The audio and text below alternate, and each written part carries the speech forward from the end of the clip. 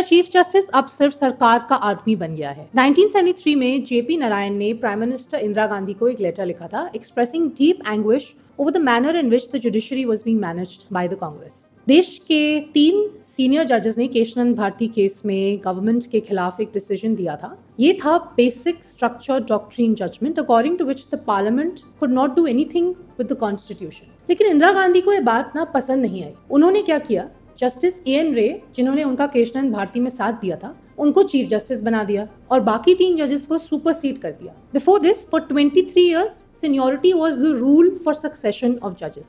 Basically, the 3 judges were punished by Indira Gandhi. 1975 में emergency के दौरान the right to move courts to enforce basic rights was suspended. We all know that. Illegal detention orders के against कई लोग court गए and many high courts also held in their favor.